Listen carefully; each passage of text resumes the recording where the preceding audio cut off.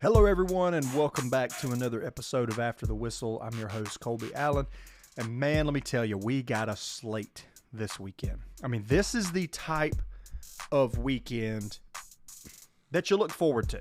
I mean, this is the weekend that a lot of college football fans during the summer, hot months, you're just sitting there thinking, man, I just can't wait for it to cool off a little bit. I can't wait to enjoy some college football here in the fall.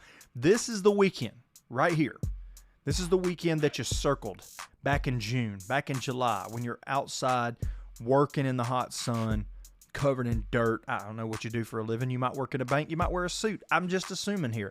But you're outside and you're like, man, I just can't wait for college football season. I cannot wait for that weekend. Week 5 of that college football season is going to be amazing. We've got some massive matchups. What we're going to talk about on today's show, we got Alabama, Georgia. We got Oregon going to Penn State, Happy Valley whiteout game. We've got Ole Miss and LSU. Some interesting developments on that front involving Lane Kiffin's daughter, too. Funny. Auburn, Texas A&M, USC, Indiana. I mean, and then not to mention, we got a decent Friday night game. We got Florida State and Virginia, ACC action Friday night. Indiana, Iowa, Tennessee, Mississippi State, Notre Dame, Arkansas, Ohio State, and Washington. Storylines are endless this weekend, and I'm really looking forward to it. I got some friends coming over. We're going to hang out. We're going to grill some ribs.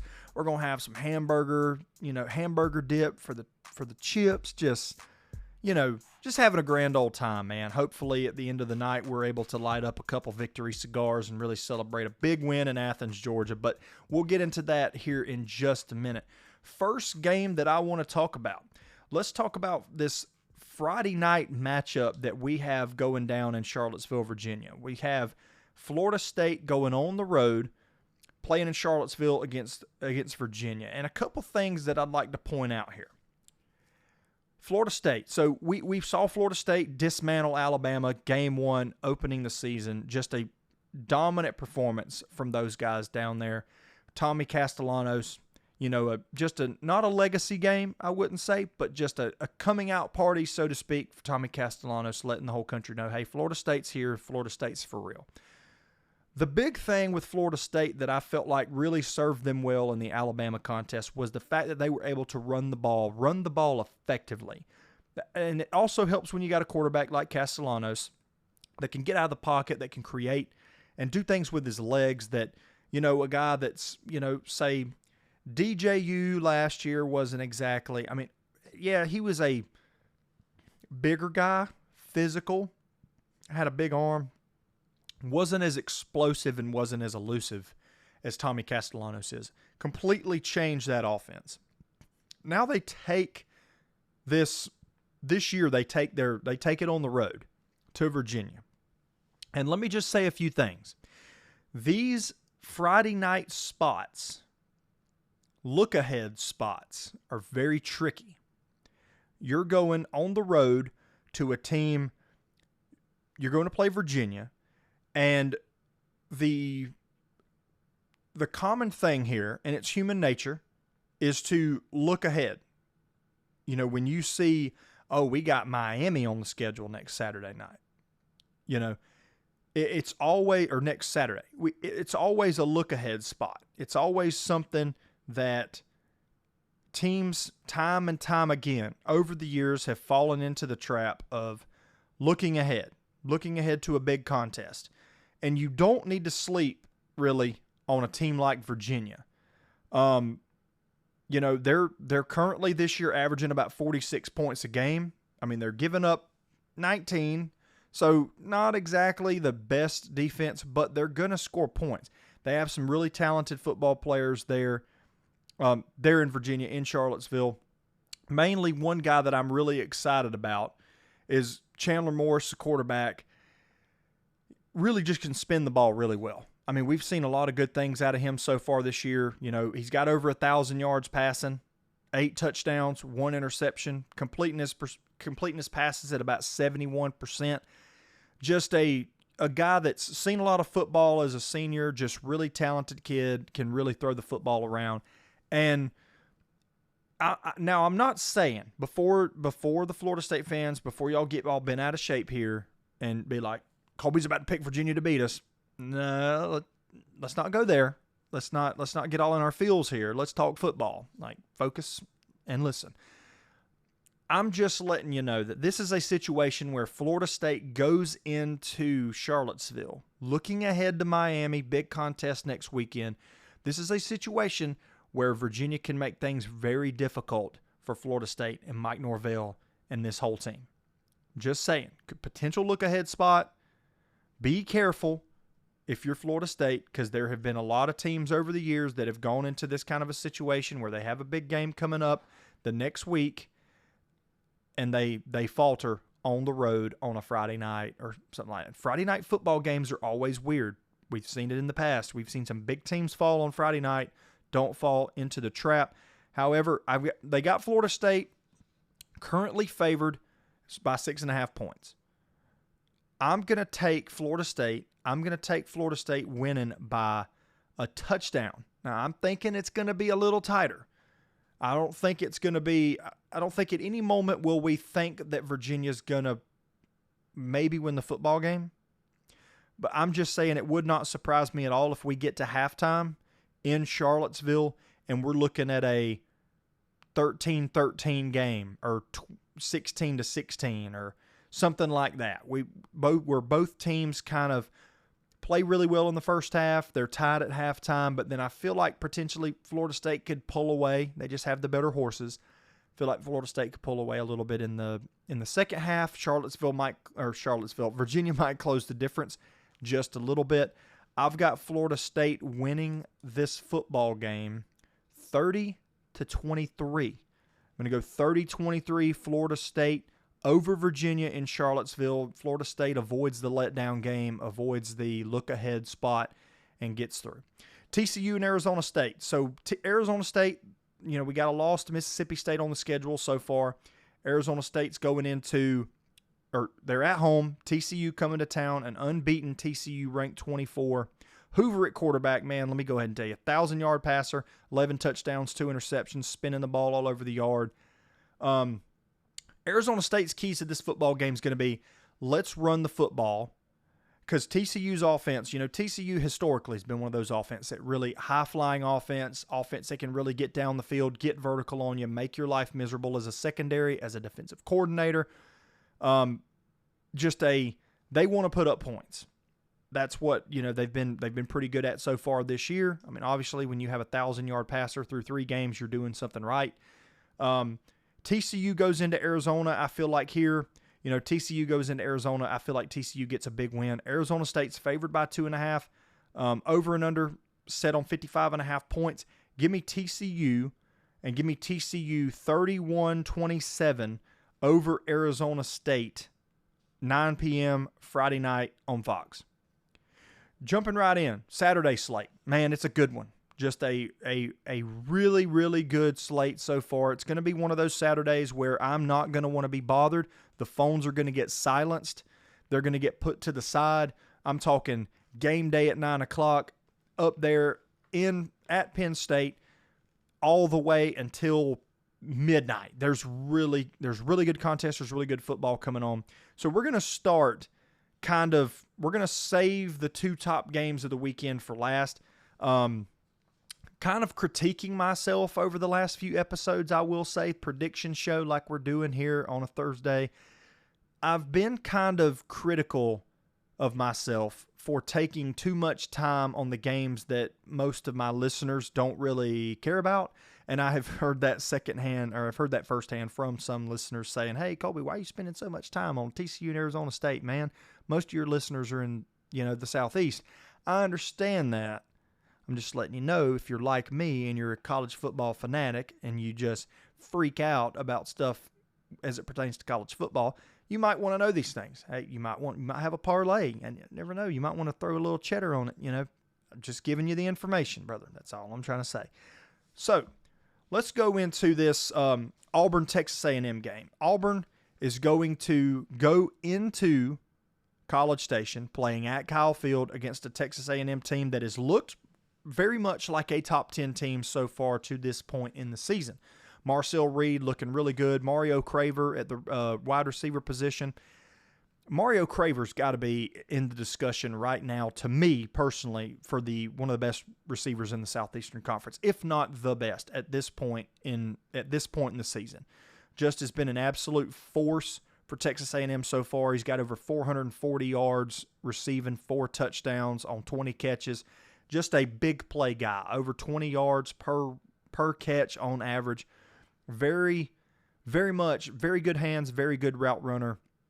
Just a DB's worst nightmare. That's what Mario Craver is. The way that they use Mario Craver, to me, and Marcel Reed, this is the key. How do you use Mario Craver? Because he's a big play receiver. You want to stretch Auburn vertically, because we saw last week Auburn actually does have a pretty decent defense. We saw it against Oklahoma.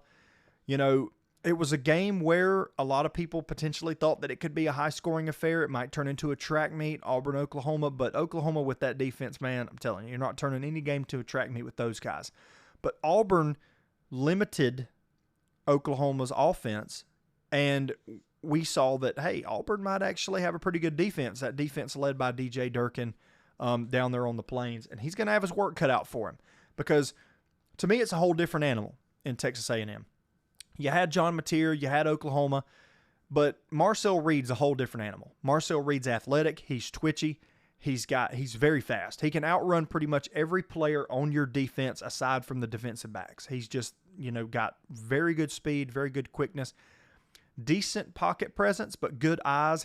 The thing about Marcel Reed that I like, because you see a lot of these scrambling quarterbacks, and you see a lot of them that when the coverage breaks down, or when when all the coverage, when all their receivers are covered, the pocket starts to collapse a little bit. They panic, they take off running, and they don't keep their eyes downfield. They're running laterally, but they don't keep their eyes downfield to look for the big play downfield.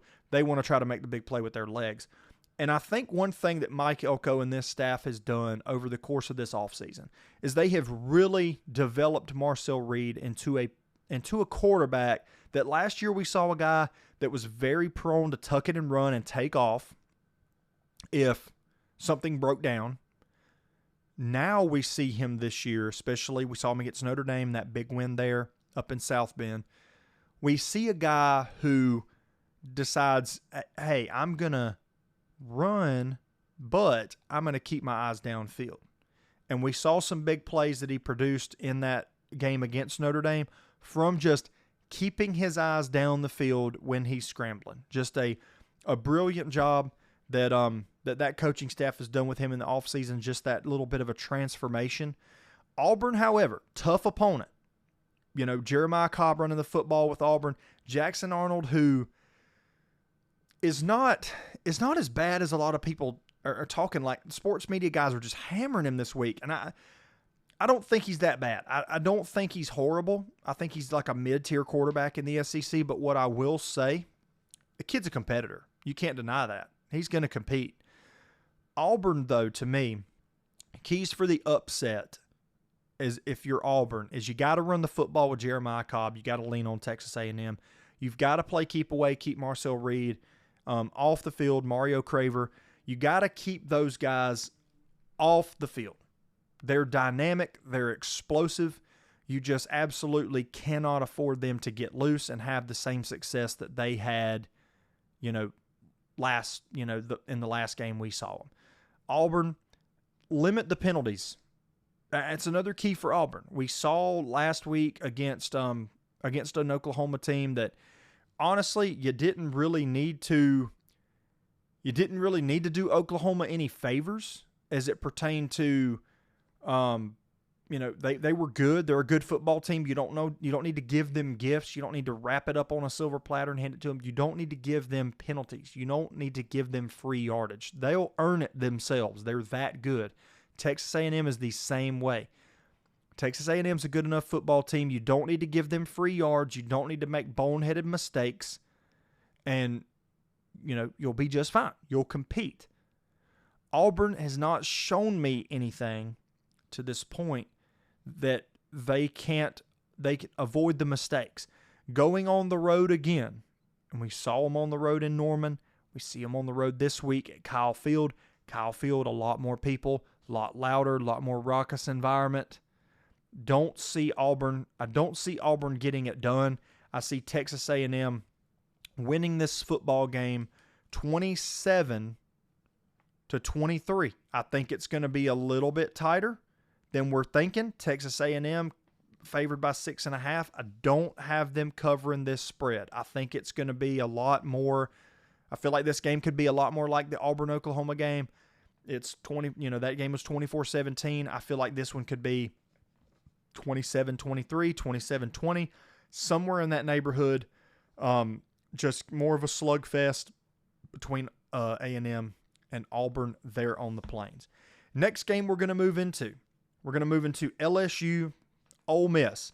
Interesting development this week on this front of this football game. We've got Landry Kiffin.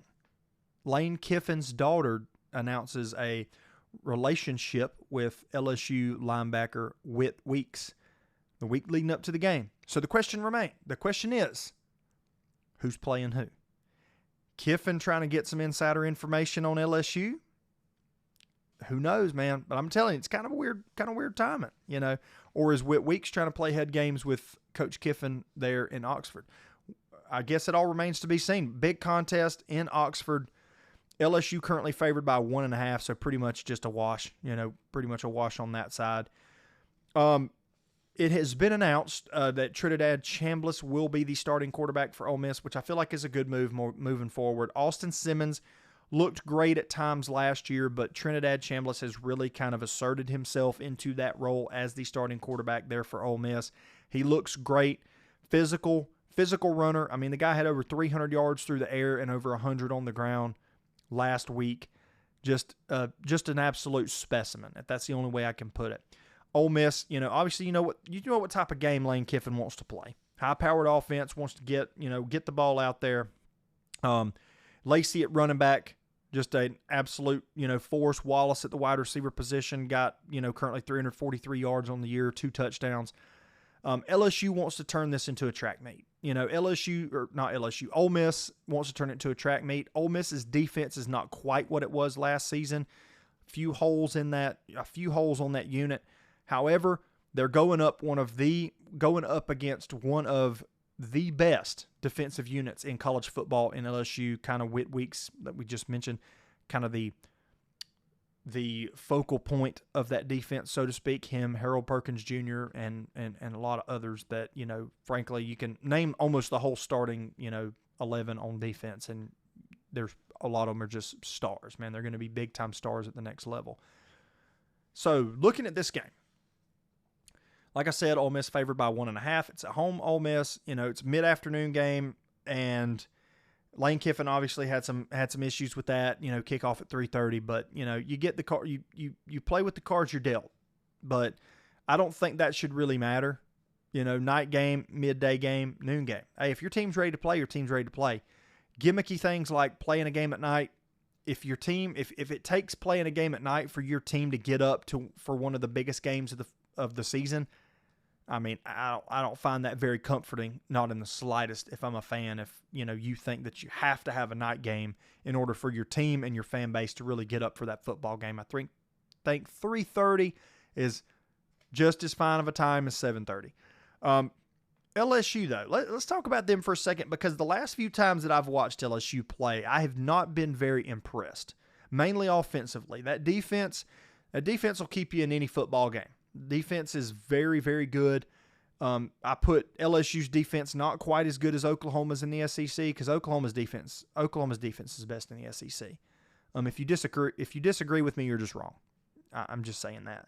But LSU's up there. I mean, they could be vying for that, second place defense in the SEC. Really good unit, experienced unit, fast, physical, you name it. Get off their blocks very well, get downhill. That's going to be the key matchup for me. How does Ole Miss contain Trinidad Chambliss? Because obviously a big part of Trinidad Chambliss's game with him is the fact that he can get out of the pocket and he can create. How do they limit him from doing that? That's a big question for me. That's something I'm going to be watching very closely. On the flip side of that coin, Ole Miss, and you got to be dynamic. You got to take some shots. You got to get vertical. You got to open this defense up. If you line up and try to play smash mouth football with this defense and you try to run the football, you try to do quarterback run, you try to do things like that, I don't think it's going to go very well for you because this LSU unit on defense is very, very good. So I will say, though, Vaught Hemingway Stadium, 3:30, I'm not a believer in LSU. I'm just not. I know a lot of people have picked them, said they're going to win the national championship. They're going to be there at season's end, at least in the Final Four. I have not seen it yet. I didn't see it against Clemson. I haven't seen it against the nobodies they've played. Nothing I've seen makes me a believer in LSU so far. So I'm going to go with Ole Miss, and I'm going to go Ole Miss on a last-second field goal to win this football game. 27-24 is what I'm going to call for Ole Miss. I think Lane Kiffin dials it up, and I think Ole Miss gets it done. Ole Miss moves to 5-0. They're a top 10 team when we're talking about this in the recap show on Monday. They're a top 10 football team by that time rolls around. Next game I'd like to move on to, USC, Indiana. I know I've been critical about USC. Here in the last few weeks. Not as critical maybe as Illinois. I know I said Indiana. I know somebody's going to correct me about that if I let that go. So you have to apologize. My handwriting is crap, so sometimes I can't even read it. But I've been critical about USC. I've said, guys, don't buy into the USC hype just yet because we do this every year. We've made USC a top 10 team some years. They don't really perform up to that standard. They don't look good. They lose to somebody they shouldn't lose to. They finish midway through their conference. And at the end of the year, we're like, oh, man, I don't know what happened with USC. Illinois showed us last week they're not ready for the big stage. I'm going to take USC. Not really go into too much detail about this one, but give me USC. USC favored by 6.5 points. Over and under set at 59.5. I think USC is going to put 40 on Illinois' head. Give me USC 41, Illinois 27. I like USC to win this game by, a couple touchdowns. Let's call it that. Notre Dame, Arkansas. Notre Dame and Arkansas is kind of the battle of Notre Dame can't lose this game. Arkansas can't lose this game. To me, it's going to be a very, it's going to be one of those football games where it's like, who wants to win more? Who wants to dig deep? Who wants to be physical? Who wants to win more? Notre Dame currently favored by 4.5. It's some tight spreads this weekend. I love it. Notre Dame favored by 4.5 on the road in Fayetteville against a desperate Arkansas team that's really and truly just a frog's hair away from being 4-0. And if you're not from the South, you're not going to get the reference of frog's hair. Maybe. I don't know. Maybe you will. But I've heard it all my life. But a very, very close to Arkansas being 4-0 and a top 15 team right now, potentially. But couple fumbles late in the game with a chance to kick a field goal to win, it has plagued them. And now they sit at 2-2. So it shows you the volatility of college football and how one week to the next and everything and how quickly things can just turn on their head. And we saw an Arkansas team that looked pretty good, looked like they were going to be really explosive, looked like they might be able to break some hearts this year. Not calling them to win. I wasn't calling them to win the ACC or the SEC. But, here we are now 2-2. And this is a put up or shut up moment for Sam Pittman and for Arkansas. I know I said last week, get Sam Pittman out of there. I don't think he's the right guy for the job. I think they need to go. I think the program just needs to go in a new direction is what I think. Notre Dame, still a very physical football team. And when we look at some of the success that Memphis had last week, and we look at what Notre Dame does well, this is what kind of leads me to believe that this could be a little bit better football game than what we're thinking. Because a lot of people that I've seen online, Notre Dame's going to kill them, Notre Dame's going to this, Notre Dame's going to that. Well, Memphis if Memphis, this is the concerning part, and this is where I think a lot of people are getting that idea from, and I frankly don't blame them. It makes a lot of sense. Memphis ran for 290 yards on 41 carries against Arkansas. Gashed them. Arkansas couldn't stop it. I mean, and if you're giving up over 7 yards a carry to Memphis, now you've got Jeremiah Love and Jadarian Price coming to town. C.J. Carr is also a slick athlete as well at the quarterback position. That's troubling if I'm Arkansas, and I'm looking at that. So, and I've said, flip sides of the coin here, this game could be closer than a lot of people think. It could be a blowout. If Notre Dame establishes the run early, this could get ugly fast. I'm taking Notre Dame in this one. I'm taking Notre Dame to cover, and I'm taking Notre Dame to win 33-26. 33-26, Notre Dame covering. I think Arkansas is going to put up some points. I've seen some vulnerabilities in Notre Dame's defense so far this season. I think Arkansas is still going to be able to put up points with Taylor Green and that offense, and they've still got some athletes, guys. So I still think Arkansas is going to be able to score points, but I've got Notre Dame winning this one 33-26, covering the spread. Ohio State, Washington, another game that, like I said about Florida State, potential trap spot. Let's be careful, because this could potentially be a spot against a Washington team that is playing, very well so far. This is the moment right here where we haven't really seen Ole Miss play anybody since Texas to open the season. And this is the moment here where we look at Ohio State and they come out and we're reminded that's the team that we saw win a national championship last year. That's the team right there that we feel like can repeat and win the national championship. But Washington's got this guy named Jonah Coleman. I want y'all to really pay attention to Jonah Coleman running the football when you're watching this game, if you're watching this game on Saturday at 3:30. 5'9", about 230 pounds, just an absolute bruiser of a running back. Very hard to tackle. Great contact balance, runs very well behind his pads. There's not a linebacker alive that likes to hit this guy. I mean, I'm telling you, if you meet a linebacker that says that he is more than willing to step up in the hole against Jonah Coleman, he's a liar. Because I'm telling you, I watched this Washington football team for a brief moment last weekend against Washington State, and I can tell you that Jonah Coleman is a guy that really needs to be put on everybody's radar. You need to put him out there. You need to remember the name because he's a very dynamic running back. With that frame, man, I'm telling you, he's center of gravity, runs well behind his pads, tough tackle. Ohio State could have some problems trying to tackle him. That's all I'm saying. Washington's coming into this game, a little bit of a high, winning the Apple Cup last weekend. Ohio State favored by 7.5. I think this is a slugfest. I think it's a lot tighter of a football game than a lot of people are thinking, because Ohio State wants to run the football and Washington wants to run the football. And so what we see here is we see a Washington football team that wants to run the football along with an Ohio State team that wants to run the football.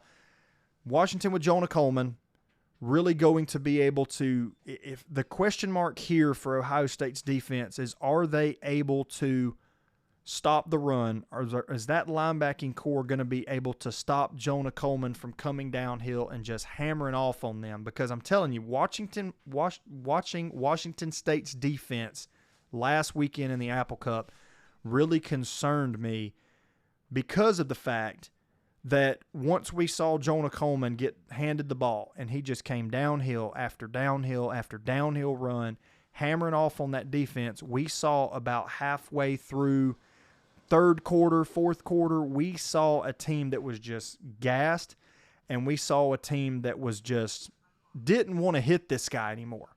Like, just didn't want to hit him.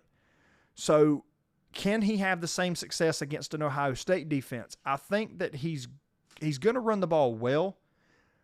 The issue here is Ohio State is just loaded with talent on the defensive side of the football. I mean, you got guys like Caleb Downs that can just really – Caleb Downs is one of the most cerebral football players in all of college football, if not the most cerebral.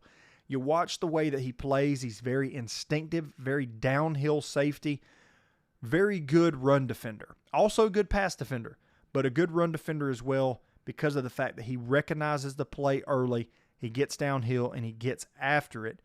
However, as much as I like Washington, after watching a little bit of their football game and watching a little bit of the highlights from the Apple Cup last weekend, I don't think they get it done against Ohio State. I think we finish this football game and we earn some respect for Washington. And I think we come out of this game and we go, okay, that Washington team's pretty good. Might be a team we want to watch. Might be a team we want to highlight for the rest of the season. Really keep a close eye on. But I've got Ohio State winning this one, 30-21. Ohio State winning this one by 9 points. I like Washington to get 20-21. I feel like they're good enough to score on this Ohio State team. But Ohio State still, to me, just, the better football team by far. Ohio State wins this one 30-21 in Seattle, Washington on Saturday. So, we got some big ones. Rapid fire a couple, or I'm going to rapid fire one more really. Tennessee at Mississippi State. Another game here that's kind of intriguing. Makes you want to scratch your head a little bit. Makes you want to really look at this line close. Tennessee favored by 7.5. We look at this and we go, man, Mississippi State at 4-0, opening conference play, hadn't played a conference game yet. Tennessee at 3-1, and lost to Georgia a couple weeks ago. Last week you bounce back. You come back, you get a cupcake win. Is the confidence boosted here for Tennessee? Is it back? Is confidence back in the building? We'll see, because Mississippi State's got one of those teams that if you're not careful, they can beat you. You got to come into this situation treating Mississippi State with the utmost respect. I've got tremendous respect. Joey Aguilar, Chris Brazzell, that whole receiving core for Tennessee. As a Georgia fan, that unit earned my respect here a couple weeks ago. Very tough to defend. Mississippi State's going to have its work cut out for them, especially in that secondary. And, I haven't really paid a whole lot of attention to Mississippi State yet this year. I've watched a little bit, bits and pieces of football games from them to just try to get a gauge. I mean, I've watched some, over the last couple of days, I've watched some YouTube highlights. Just try to get a gauge of what they've looked like. They've had games against, North Illinois, Alcorn State. Arizona State was their big, win, 24-20, and then played Southern Miss to open the season. We really just don't have a big sample size. I mean, we did see them beat Arizona State. At the time was a 12th ranked team. But, man, it's so hard after watching this Tennessee team play up close and personal couple weeks ago. It's hard to pick against them. I like Tennessee in this spot. I like Mississippi State, though, to earn some respect after this football game. I like Mississippi State to keep it somewhat close, and by somewhat close, I mean keep it within 10 points. Maybe Tennessee pulls away late in the football game, but I've got Tennessee winning this one 31-24 over Mississippi State. So I'm giving Mississippi State a little bit of credit here. 24 points against that Tennessee defense that hasn't really impressed me so far this year. So 31-24 there in Starkville. Mississippi State, keep it within 7. You'll earn my respect. And probably a lot of people's respect as long as it's a really good football game. One of the big ones of the weekend, Oregon going on the road to Penn State. Happy Valley whiteout game. This is the kind of things that college football fans live for. We love seeing it. Happy Valley, whiteout, big game here. Big Ten implications. Penn State, a squad that really, we haven't really seen Penn State play an opponent so far this season that's really got our, not our blood pressure up, but got us excited.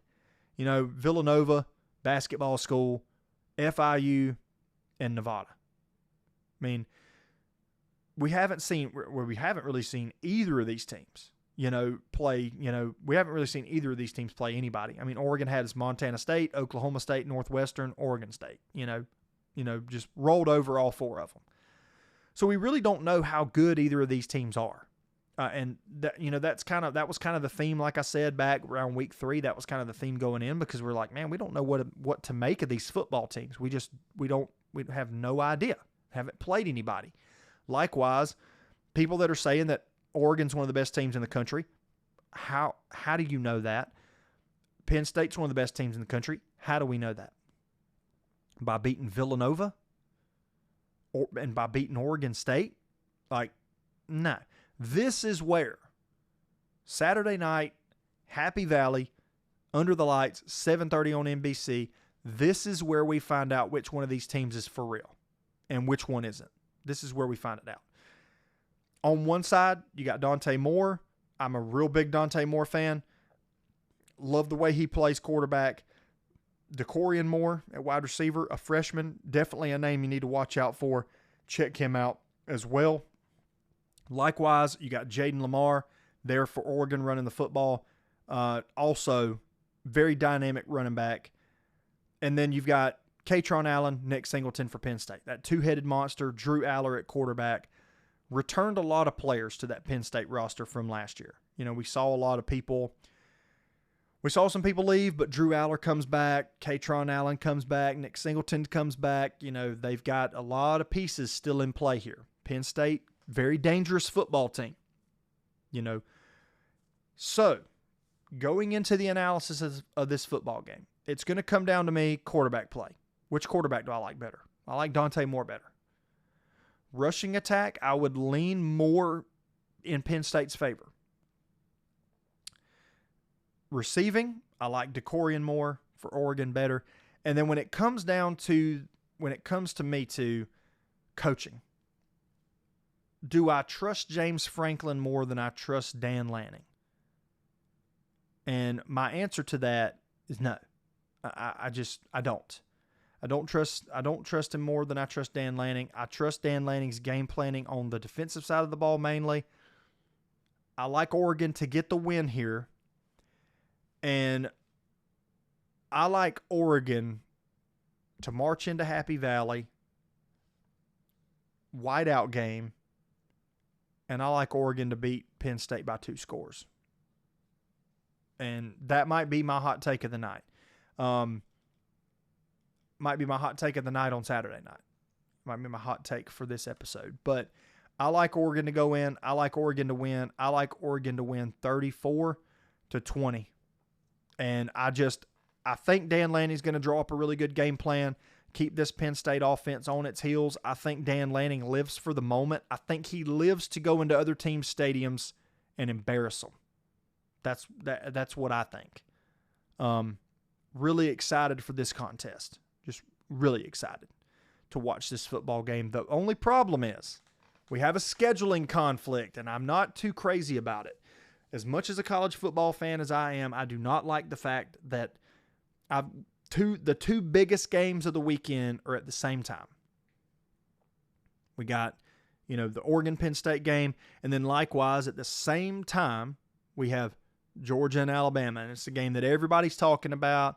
Alabama, Georgia, Georgia is owned by Alabama. Alabama has mind control over Georgia. They have, Bama has Georgia's number.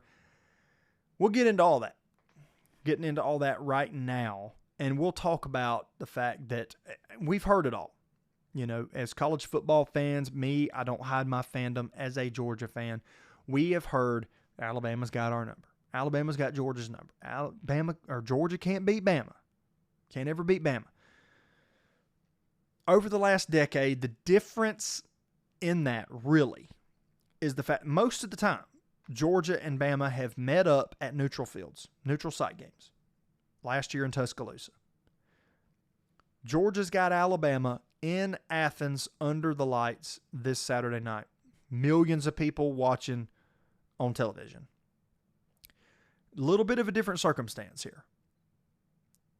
And the question for me is, we saw what happened the last time this Alabama team had to go on the road. We saw a Florida State team, take them behind the woodshed and put belt to you-know-what. So, the question is, can this Alabama team right the ship and play on the road? That's the big question for me. Another big question here that I'd like to raise is it's very concerning for Georgia to watch this Georgia team against Tennessee, watch that passing attack for Tennessee just have its way with this Georgia secondary, which is very young defense on Georgia's part, very young secondary. But when we watch Tennessee just absolutely just throw the ball all over the yard against this Georgia secondary, it's definitely an area of concern because of the fact that Ty Simpson, and Kirby Smart said it in a press conference this week, Ty Simpson's probably one of the hottest quarterbacks in the country right now, if not the hottest quarterback in the country. And he is.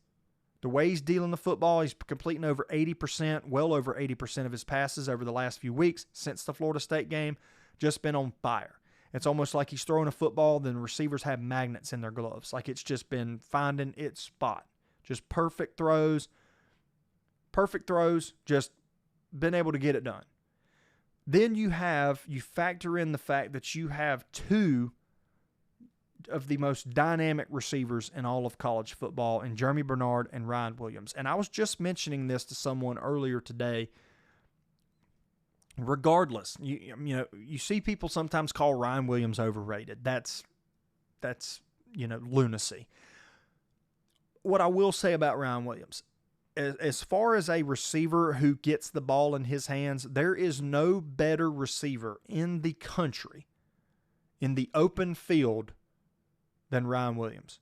If he catches, a drag route or something like that, and he's able to get in space, he is one of the hardest guys to catch, to get down, very elusive, very slick, very dynamic. That is a nightmare in of itself to try to prepare for as a defensive coordinator and prepare your secondary for that kind of a test. Likewise now, he wasn't as statistically dominating, I would say, last year as he is this year, Jeremy Bernard. Now you got to prep for that guy too. And he's I wouldn't say the dynamic ability of Ryan Williams as far as to, make plays. Like we saw the play that Ryan Williams made there last year in Tuscaloosa in the Georgia game. We saw that play there. It's like 2.5 minutes left. Just crazy stuff. And the keys here for Georgia, definitely some keys here, going to have to be, Georgia's got to run the football.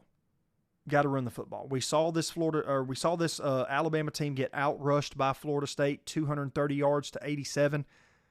So there's definitely some gaps. This is not the typical Alabama defense that we've grown accustomed to seeing over the last 20 years, 15 to 20 years.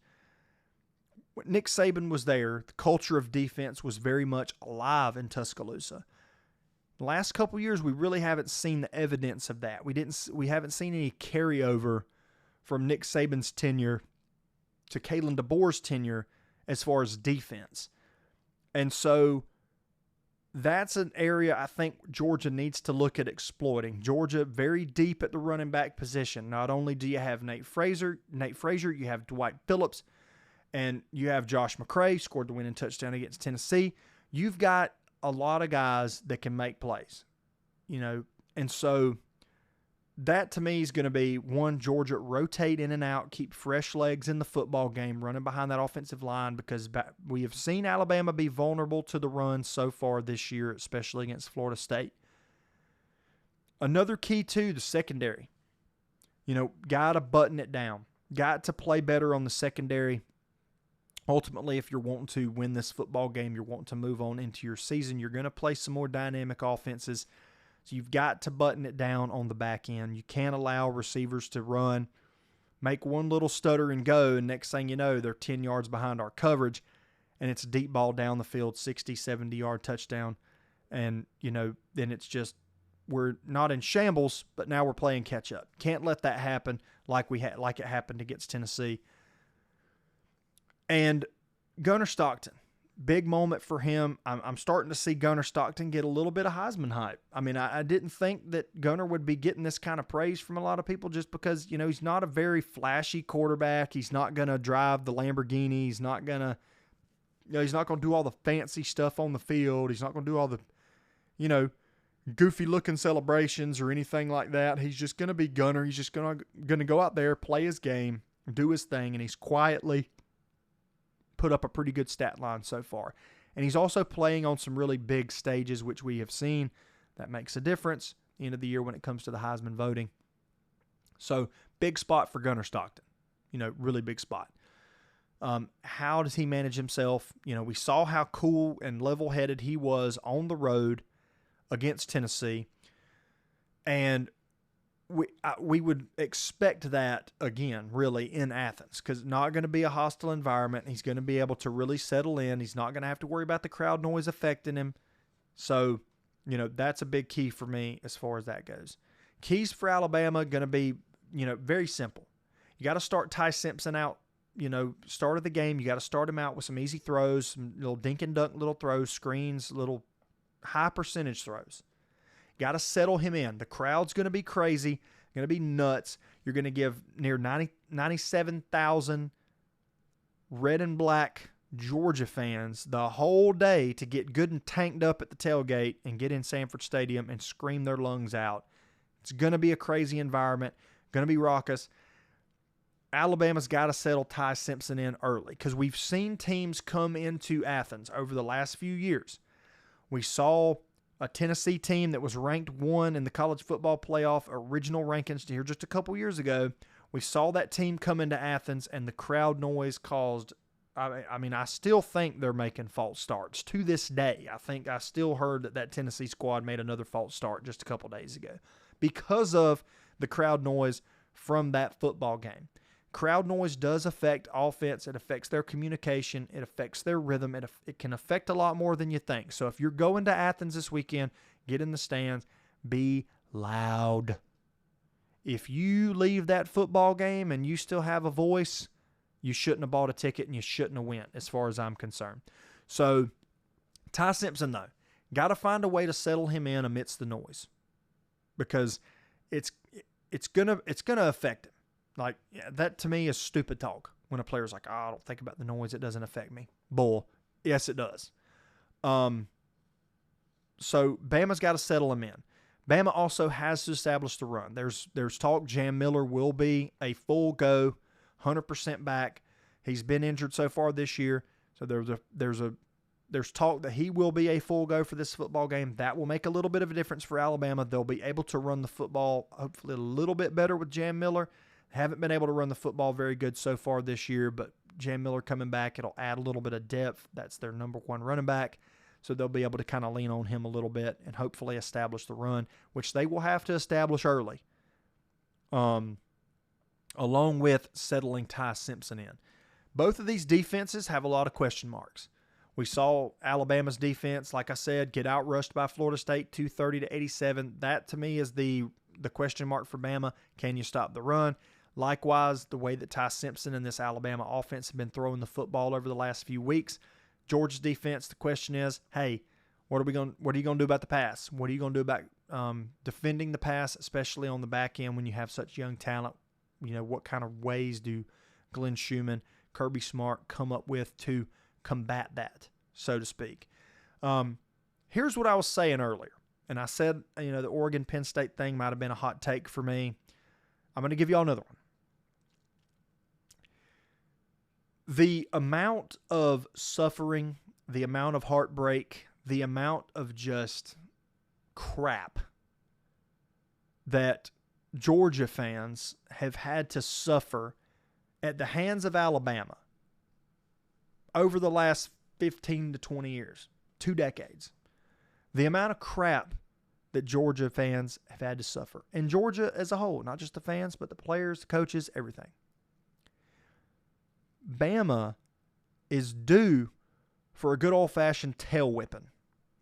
Just a good old-fashioned tail whipping. What better place than that tail whipping to happen on Saturday night in Athens. Give me Georgia in this football game. Shocker, I know. But give me Georgia winning this football game 30-16 over Alabama. Georgia's defense shows up. Ty Simpson and that offense commit a lot of penalties, a couple turnovers. Ty Simpson doesn't look comfortable from the jump. Georgia wins by 2 touchdowns. Hot take. Drop the mic. We're out. Thank y'all for listening to the Prediction Show. I'll catch y'all next time on After the Whistle, and I'll be the guy on Monday telling you I was right. See y'all.